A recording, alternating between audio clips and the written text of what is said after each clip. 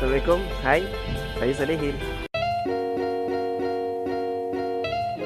Assalamualaikum warahmatullahi wabarakatuh. InsyaAllah video pertama vlog saya akan share apa beza rakam video menggunakan mic dan tanpa menggunakan mic. Sebelum tu, mari kita tengok video unboxing mic yang saya beli ni. Jom.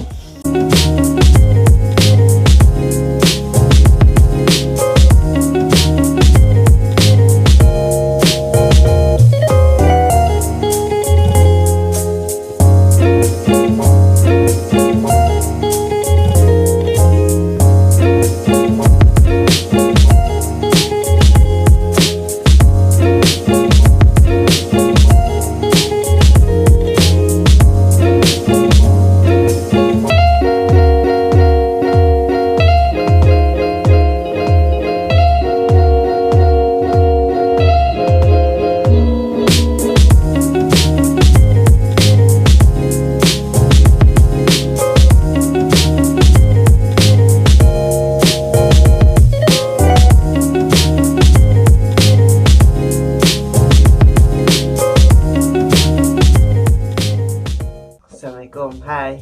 Video ni dirakam tanpa menggunakan mic. Macam mana bunyinya? Assalamualaikum. Hai. Video ni dirakam menggunakan mic. Macam mana bunyinya? Jarak saya dengan kamera 1 meter. So boleh dengar dengan jelas walaupun dengan jarak yang jauh. Jom kita tengok macam mana suasana bila berada di luar. Jom. Assalamualaikum. Hai, saya Salihin. Video ini dirakam tanpa menggunakan mic. Macam mana bunyinya? Assalamualaikum. Hai, saya Salihin. Video ini dirakam menggunakan mic. Macam mana bunyinya? Assalamualaikum. Hai, saya Salihin. Video ini dirakam tanpa menggunakan mic. Macam mana bunyinya? Assalamualaikum. Hai, jarak saya dengan kamera 3 meter. Assalamualaikum. Hai, ini video test Boya M1 dengan jarak 3 meter.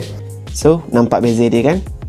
Jadi, kesimpulan yang boleh saya buat pada video kali ini, penggunaan mikrofon ni sangat-sangat penting kerana ia dapat mengekalkan konten video kita.